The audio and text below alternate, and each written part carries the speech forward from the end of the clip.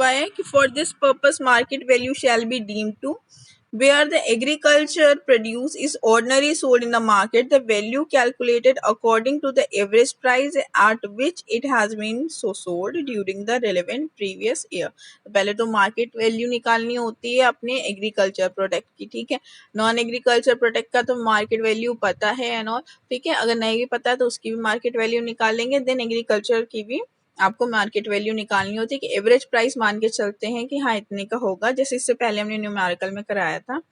Then where the agriculture produce is not ordinary sold in the market, the aggregate of the following shall be its market value. तो अगर जैसे नहीं पता है market value तो इनका हम एग्रीगेट कर लेते हैं, ठीक है, सम अप कर लेते हैं। द एक्सपेंसेस ऑफ कल्टीवेशन, ठीक है, द लैंड रेवेन्यू और rent paid for the land on which it has been grown, then the profit which the opinion of the assessing officer is reasonable, ठीक है। इन सब का जो एग्रीगेट करके हम क्या कर लेते हैं, मार्केट वैल्यू का डिटर्मिनेशन कर लेते हैं।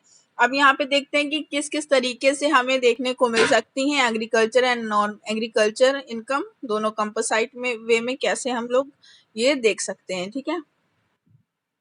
पहले first of profit of such sugar factories, जैसे शुगर फैक्ट्रीज होती है, इससे पहले भी हम लोग एग्जांपल कर चुके थे, जहाँ पे शुगर केन क्रश्ड होते हैं और वहां पे शुगर बनाई जाती है। तो कुछ शुगर केन क्या हुआ कि हमने अपने खुद खेत में उगाए थे, ठीक है, तो that is agriculture income. And कुछ हमने क्या करे थे, बाहर से मंगाए थे, शुगर बाहर से मंगाए थे, फिर उनको क्रश्ड करा था, तो that is non agriculture income, ठीक है। तो यहाँ पे दोनों कंपोसाइट वे में मिलेंगी, दोनों एडअप मिलेंगी, तो इनको हमें अलग अलग करना होगा, ठीक है। The income then determine will be on the business income, तो जो बाकी बची हुई इनकम होगी हम उसको बिजनेस इनकम काउंट करते हैं। Then income from growing and manufacturing of tea, 60% of the income derived from the sale of tea grown and manufactured by the seller in India deemed to be agriculture income.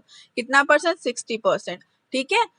60% जितनी भी आप चाय पत्ती उगा रहे हैं तो उसमें का हम क्या मान लेते हैं कि एग्रीकल्चर इनकम है, बाकी का बचा हुआ 40% क्या हो जाता है, ये बिजनेस इनकम होती है, ठीक है। आप जितना भी उगा रहे हैं उसका 60% हमेशा एग्रीकल्चर इनकम माना जाएगा और बाकी का 40% बिजनेस इनकम या non agriculture income. Then income